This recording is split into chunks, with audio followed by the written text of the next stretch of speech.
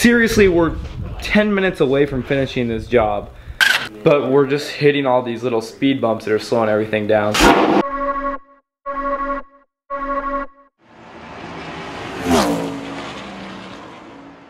What's up, guys? It's Hegwer here with another YouTube video. Throwing the 315 square stance on the 17 GT Premium Performance. Let's get to it. If you guys watched from the last video, we have the 315s all fit up in the rear. However, we did run into some issues up front. So here they are. We shouldn't really have issues with any of the actual tire fitting. It all should go on relatively smoothly. If we move over here, we can see Miles is working on compressing this spring. And at the end of the last video, I was working on that and couldn't get it. Miles is a little bit more mechanically inclined than I am, so we're gonna hope that he can figure this out. Now, this motherfucker somehow got undone. Watch your legs, it's breaking time. Operation Do Not Die as a go. With the caster camera plate on there, and trying to get it on there, you have to compress the fuck out of that spring. Like, yeah, you see that? Yeah. And the shit's all up in the way. Yeah, exactly. That's why, like, it's hella difficult to get those loosened right there to actually decompress. So I had bought this spring compressor, which ended up not working. And I also bought this impact that's also a piece of shit. So, we're gonna have to return those, but we are gonna try and use them the best we can for this job. But definitely, this was a bad idea. I need to get some good quality tools. And the one thing that I've really learned in like my past year or so of modding cars is like with tools, you really can't cheap out, because if you have good tools, it makes the job so much easier. But when you're using cheap tools that aren't quite doing the job, you're just beating your brains out trying to make something work and trying to force it to work. So just do it right the first time, and don't be like me. We're gonna return that spring compressor, and we're gonna just try and get a new one that's not stripped. I'll show you what I'm talking about actually. So these threads are destroyed, which also kind of messed up this bar. Seriously, we're 10 minutes away from finishing this job. Putting the springs on once they're compressed takes no time at all. And in theory, this should be done relatively quickly. But we're just hitting all these little speed bumps that are slowing everything down. Oh my God, right here. The new spring compressor. We actually already finished up on the passenger side. I just wanted to do it once and kind of learn how to properly do it. Now I'm gonna show you step by step my best on the driver's side. And I want to give a huge shout out right now to Miles. Thank you, dude, for helping me. Without you, we'd be struggling.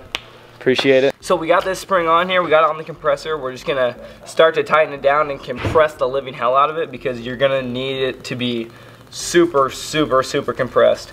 Think about the strut and how you have the I-block spring, which is shorter. And we're going from a smaller spring to a bigger spring compared to if you're taking these out of your 5.0 and putting on I-block springs, you'd be going from a larger spring down to a smaller, so in essence it would be easier.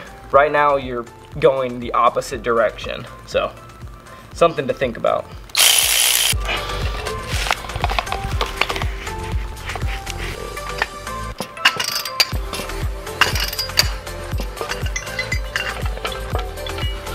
Twist it in a full 360. Oh, daddy! There she is. That's a 21. 21? Yeah. Oh, daddy. Don't you fucking love when you just grab the right socket? The right socket. Like you look at it, you're like, 14. Why are you spinning? Mother of God. Back it off. I'm gonna pull this off again. Okay. I wanna make sure we are still safe. You know what happens sometimes is when you put these on, this stud spins with this. So you might have been spinning the whole assembly. So what would happen, I put a wrench here and I put a socket here and I have to do it by hand till I get it good enough and tight enough. Okay. Decompress a little bit and then spin it the rest of the way. Yeah. Figure out where we can get better. Oh, daddy, we're home. Okay, so we've ran into, yet again, another problem. So right here, take note of where this blue dot is, right here. Now, I'm gonna have Miles turn the bolt at the end, that we're gonna use to tighten it, okay? Where's the blue dot? Ah, it's over here now. All right, so the stud in the strut is, we got that part too loose, and when we're trying to tighten down the nut to compress the plate on the strut, it's spinning with it. So what we're gonna do is we're gonna decompress the strut a little bit, the spring, I'm sorry, and then that should tighten the stud back up so we can get the nut tight. Now that we know what we're doing, this passenger side is 100% ready to go. Now we just have to get the car on the ground and torque it down. But I'm gonna show you what to do. Now, oh, that's a good booty. So the first step is getting this strut back into place. What we're gonna be doing is getting our provided hardware. Ah, that's nice. And Miles is gonna get the assembly up into position. And then I am gonna put these on and get her snugged on down.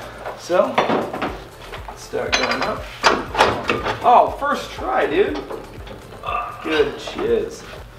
We're gonna get this into position now, which should be fairly simple. And you can see that the splines go in on this side.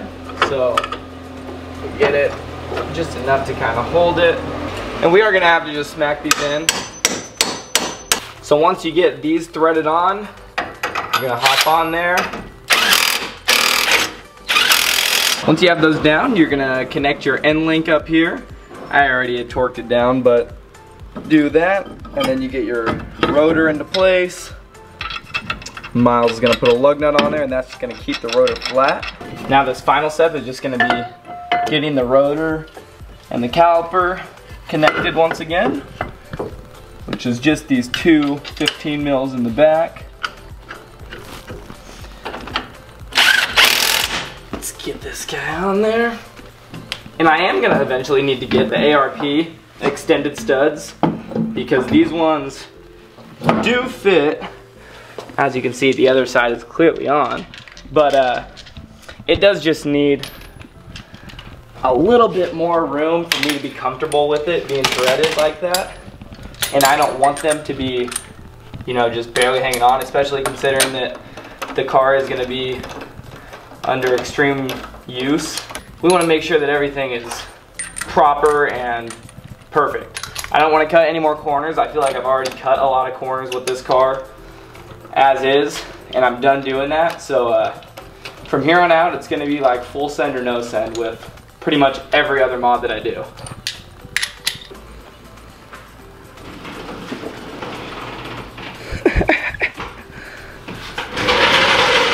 Oh my God. Hey, that wheel gap though. Here's a quick walk around of it. I am gonna pull it out real quick and show you everything. But as far as clearance goes, I mean, this made a huge impact. And I know some of you guys are gonna say it looks ugly now or whatever because of the wheel gap. I would rather it look like this and perform well than it looks awesome like how it did before and it wasn't as great.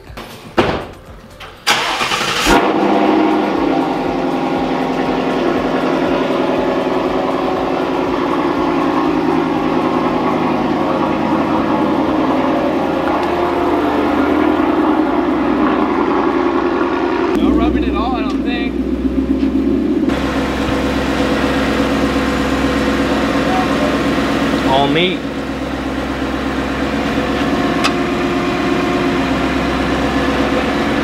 Fuck yeah, dude. Hell yeah. It's fucking sick.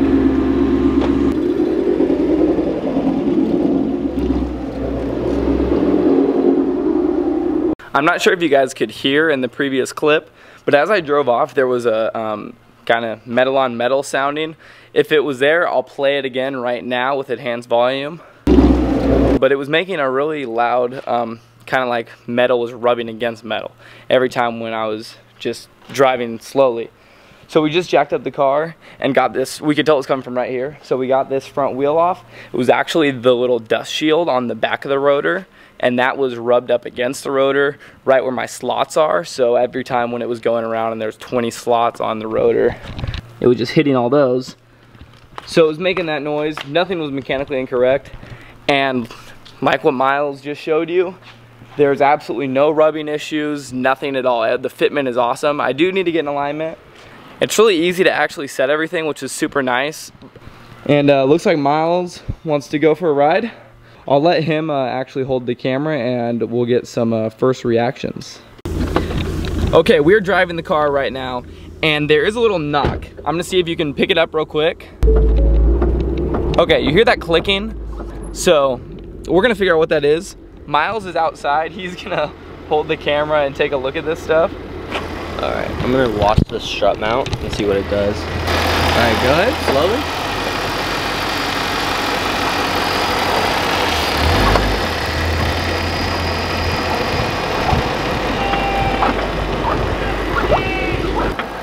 Yeah, it's a strut mount bolt. It's the middle bolt in the center. Okay. Yep, it's bouncing up and down. Dope. At least we know the, okay. So we know what's wrong. Now we just need to figure out how to fix it. Like what Miles was showing in that last video, it was kind of hard to see just because we were moving, but this bolt right in the middle, that is the strut mount bolt right there, and basically it was just hopping up and down because it wasn't tightened all the way. We tried to just hit it with the impact gun, but I think it's still gonna give us the same problem. And what Miles was saying was if we can put a wrench down on the bottom and then get like a 10 mil up here and then you can tighten it, and the 10 mil will just be holding that in place so the whole component isn't spinning and only the nut is spinning to tighten it. And update, we just did it. We torqued it down, it is ready to go. We don't need to do the wrench thing. The impact we put on it just gave it enough to work. If anything ever does happen again though, I know what the issue is and how to solve it. But my friends, we are done.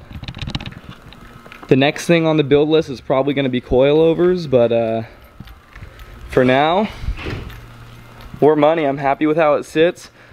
I didn't know honestly how well I was gonna like these wheels, and as you guys know, I kind of just came up on them. But I actually really like how they look, and I love the color match as well. I think that it's something unique about it. I'm stoked, guys. Once again, I want to give a big thank you to Miles. Oh, you can't see him. He's like in the darkness right there. We are going to have a lot more coming. We're going to get it aligned this week, and you'll get a video of that.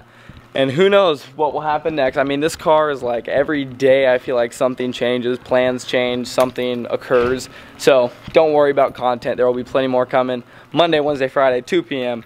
If you enjoyed today's video, leave a thumbs up and be sure to smash the subscribe button. I'm trying to hit 1750 by the end of the month. We hit 1500 last month, 1750 this month. I think we can do it.